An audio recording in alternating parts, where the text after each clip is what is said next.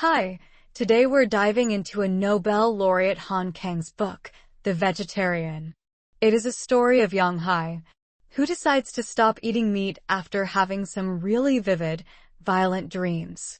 Her decision to go vegetarian becomes a real rebellion against societal expectations and patriarchal norms. Yes, the book explores societal pressures, trauma, and autonomy. The book content is deep, and at times, really disturbing, but its details make it impactful. Yeong-hye's choice to become vegetarian is not just about food, it's about rejecting the life that has been chosen for her, by others, by her husband, by family, and by society. When her husband knows about her decision, he is so shocked and angry and calls her irrational. Yeah, it's like, in her husband's mind, she exists to serve him.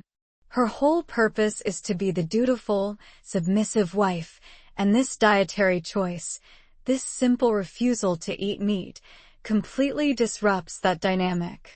You get the sense that she is not rejecting meat, but the role she has been forced into. And the way her family reacts is even more extreme. They can't handle her defiance. There's this one scene where her father actually tries to force-feed her meat. It is brutal. That scene was horrifying. It really highlights how her family was more concerned about their own reputation and control over her than her well-being. It shows how deeply ingrained these societal expectations are, especially when it comes to women. And that is one of the novel's central themes, repression and autonomy. Yes, Yeong-hye's vegetarianism is her way of asserting control over her own body, which is something the people around her cannot understand or accept.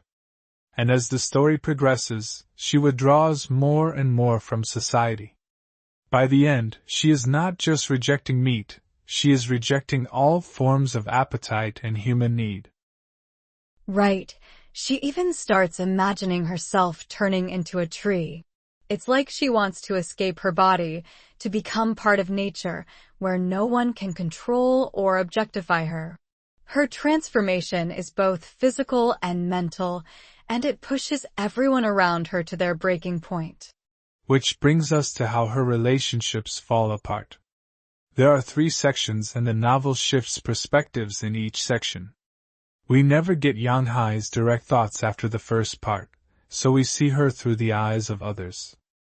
Her husband, her brother-in-law, and her sister all project their own desires and frustrations onto her. Yeah, especially her brother-in-law. He becomes obsessed with her after she stops eating meat. There's that bizarre and disturbing part where he starts filming her and painting flowers on her body. This is another example of how everyone around Yeong-hye sees her as an object, rather than a person. Exactly. He's fascinated by her transformation but in a very self-serving, exploitative way. It's like he's using her to fulfill his own artistic fantasies by treating Yeong-hye's body as a canvas. Probably he represents the so-called feminist men who respect all women, except the ones who depend on them.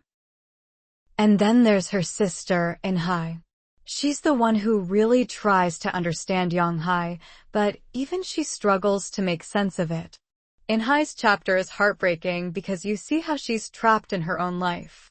That's taking care of her son, dealing with her husband's betrayal.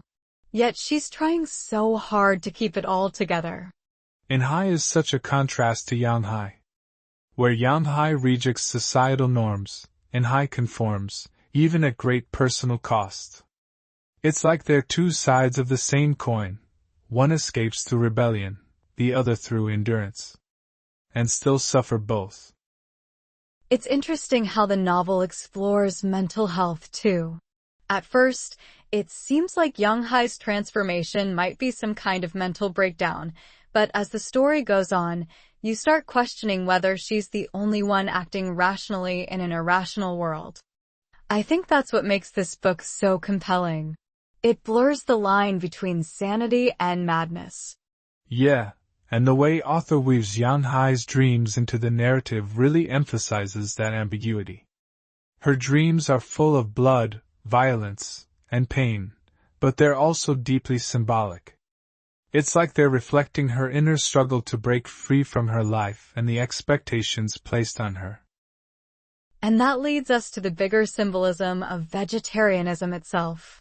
It represents Yeong-hye's desire to live free of violence and control.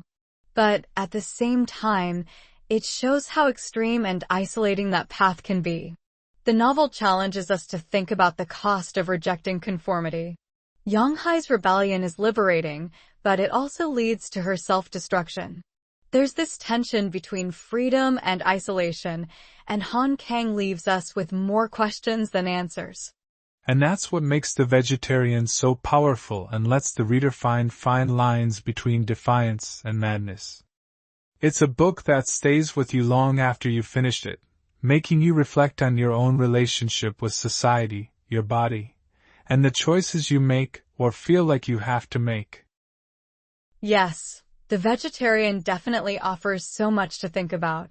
Let's keep questioning our societal norms till we read next book.